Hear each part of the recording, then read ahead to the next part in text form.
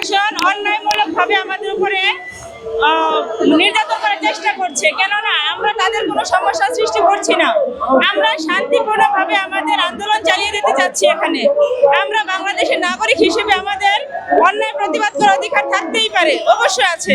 সেখানে আমরা আমাদের দাবি আদায়ের জন্য এখানে অবস্থান করেছি।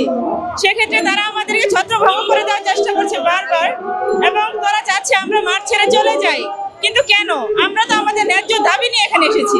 আমাদের দাবিটা শোনো, সর্বস্তরের মানুষ জানতে পারছে আমরা কেন এখানে আসছি। সবাই আমাদেরকে সাপোর্ট দিচ্ছে যে না, তোমাদের দাবিটা যৌক্তিক। তাহলে কেন আমাদেরকে তারা ছত্রভঙ্গ করে দেওয়ার চেষ্টা করবে? গতকালকে আমাদের ভাইদের উপর নির্যাতন চালানো হয়েছে, আমার বন্ধুর উপর নির্যাতন চালানো হয়েছে।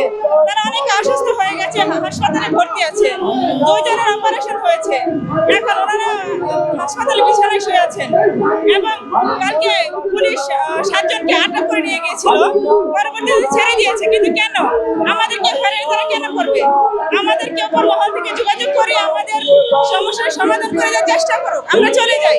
আমরা তো এখানে থাকতে আসি নাই ভাই, আমাদের ফ্যামিলি আছে, আমাদের সন্তান আছে, আমাদের পরিবার আছে, বুঝতে হবে।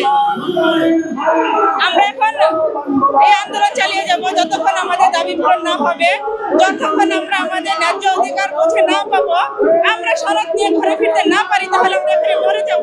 তারপর আমরা এখান থেকে যাবো না।